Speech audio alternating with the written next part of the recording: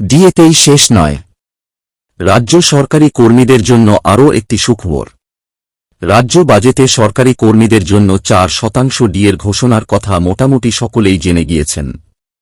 লক্ষ্মীর ভাণ্ডারের ভাতা দ্বিগুণ করার ঘোষণার পর অন্য যে ঘোষণাটি সবচেয়ে বেশি আলোড়ন ফেলেছে তা হল সরকারি কর্মীদের মহার্ঘ ভাতা দেওয়া।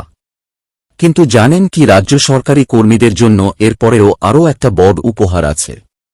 বিশেষ করে আপনি যদি রাজ্য সরকার নিযুক্ত শিক্ষক এবং শিক্ষাকর্মী হয়ে থাকেন তবে অবশ্যই এই প্রতিবেদনটি পড়ুন। হ্যালো ভিউয়ার্স, আমি আবু তাহের, আপনারা দেখছেন আমার YouTube channel Indian Bangla info.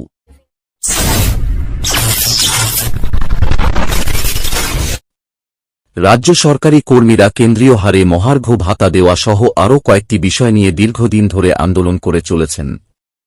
এখনও প্রতিদিন কলকাতার রাজপথে ধর্ণা দিচ্ছেন সরকারি কর্মীরা।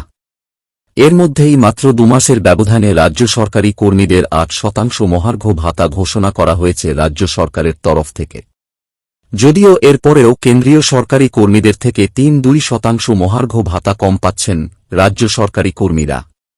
কিন্তু এরপরেও যে সুখবরের অপেক্ষা ছিল তা বেশিরভাগই ভাবতে পারেননি।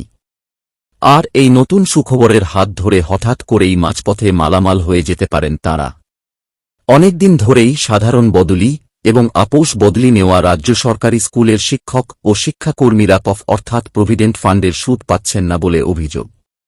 বাজেট পেশের পরে রাজ্যের অর্থ মন্ত্রকের পক্ষ থেকে জানা গিয়েছে, খুব দ্রুত এই বকেয়া সুদের অর্থ শিক্ষক এবং শিক্ষাকর্মীদের প্রভিডেন্ট ফান্ড অ্যাকাউন্টে যুক্ত করে দেওয়া হবে। উল্লেখ্য, সাধারণ বদলির পাশাপাশি রাজ্যের সরকারি শিক্ষক এবং শিক্ষাকর্মীরা আপোষ বদলিরও সুযোগ পেয়ে থাকেন। এই ব্যবস্থাটির সহজ সরল করতে রাজ্য সরকার চালু করেছে উৎশ্রী পোর্টাল। এর মাধ্যমে গত কয়েক বছরে অসংখ্য শিক্ষক শিক্ষিকা আপোষ বদলি নিয়েছেন। নিয়মমাফিক তাঁদের প্রভিডেন্ট ফান্ড অ্যাকাউন্টও অন্যত্র ট্রান্সফার হয়ে যাওয়ার কথা। বেশিরভাগই সেটি হয়েছে, কিন্তু সমস্যাটা দেখা দিয়েছে প্রভিডেন্ট ফান্ডের জমা অর্থের সুদ নিয়ে। বদলি হওয়া শিক্ষক শিক্ষিকা এবং শিক্ষাকর্মীদের অভিযোগ, তাদের পিএফ অ্যাকাউন্টে নিয়মমতো সময়ে সুদের অর্থ জমা পড়ছে না।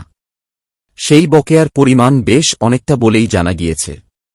বিষয়টি জানাজানি হতেই সম্প্রতি নরেচটে বসে রাজ্যের অর্থ দপ্তর।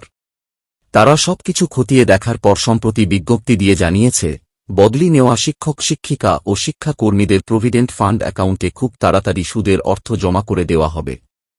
আর তাতেই হাসি ফুটেছে রাজ্য সরকারি কর্মীদের মুখে।